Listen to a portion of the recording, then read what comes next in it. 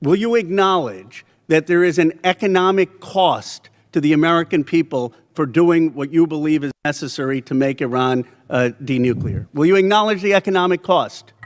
We have an incredible economic team that's managing this better than what the previous administration did to our economy, what the previous administration did with inflation, what the previous administration did with COVID, and you're going to lecture this administration about the economy? You know what is upsetting? Incredible. You didn't even do the analysis on how much it's costing the American people. It's one thing if you said, okay, it costs the American people $5,000, but we think it's worth it. That's what we've done in World War II and other wars. Here's what it costs. You got to pay for it. You don't even know what the average American is paying. You don't know what we paid in terms of the missiles that hit the Iranian school. You don't know what we're paying in terms of gas. You don't know what we're paying in terms of food. Your 25 billion number is totally off.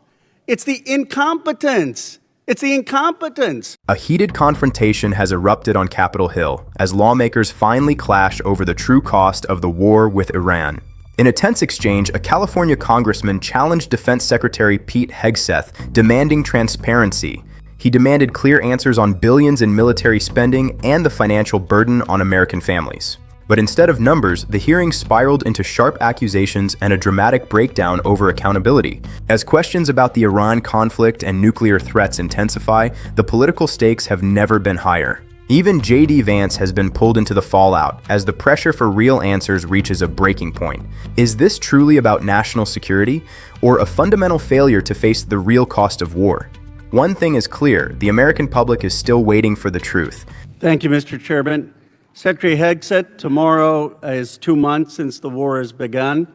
You've testified that it was $25 billion in cost in terms of the munitions we used and what we paid for it.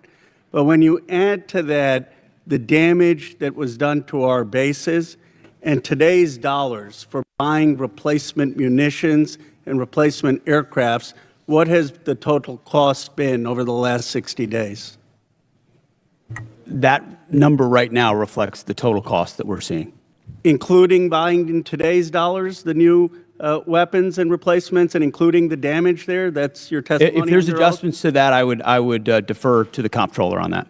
And how much are you seeing in terms of, are you asking in terms of supplemental funding just for the Iran mission from this committee? If and when a supplemental is submitted, the majority of it would not just be for, what would be the ballpark for Iran? Munitions related to the entirety just of what we want to get done. A number, what would you submit? It would be within on Iran, it would be less than $25 billion, but there's a lot more we would ask for beyond just Iran. You're saying it's $25 billion. Okay, I would just, if you come back, you want to revise those numbers, because all the experts are disagreeing with you when it comes to today's dollars and damage, but you can revise it. How much did it cost American taxpayers in terms of the strike to the Iranian school where kids were killed? Do you have that number in terms of the missiles we used?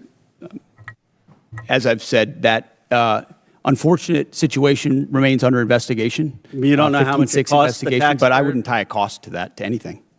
It's a reasonable question, no, sir? I mean, our taxpayer money was going there. Do you know how much it will cost Americans in terms of their increased cost in gas and food over the next year because of the Iran war? I would simply ask you what the cost is of an Iranian nuclear bomb. I'm going to give you that opportunity. I would simply ask you what you're playing gotcha questions about domestic things. I'm not. You're saying it's a gotcha question to ask what it's going to be in terms of the increased cost of gas. Why won't you answer what it costs to prevent Iran from getting a nuclear bomb? I give you that, sir. But let me. What would it cost? What would you pay to ensure Iran doesn't get a nuclear bomb? What would you pay? I reclaim my time. Do you not know? You had no one do the analysis of what the increased cost of gas and food on the American people are going to be?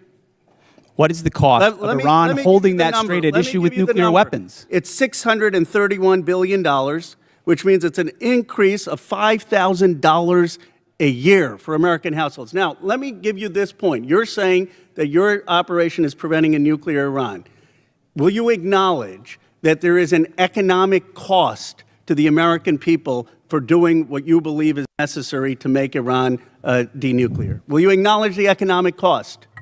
We have an incredible economic team that's managing this better than what the previous administration did to our economy, what the previous administration did with inflation, what the previous administration did with COVID, and you're going to lecture this administration about the economy? You know what is upsetting? Incredible. You didn't even do the analysis on how much it's costing the American people. It's one thing if you said, okay, it costs the American people $5,000, but we think it's worth it. That's what we've done in World War II and other wars. Here's what it costs. You got to pay for it. You don't even know what the average American is paying. You don't know what we paid in terms of the missiles that hit the Iranian school. You don't know what we're paying in terms of gas. You don't know what we're paying in terms of food. Your 25 billion number is totally off. It's the incompetence. It's the incompetence. Let me ask you this. Certainly, maybe here we'll find agreement. There was still 440 pounds of low-enriched uranium, correct, when President Obama, after the JCPOA? Is that accurate?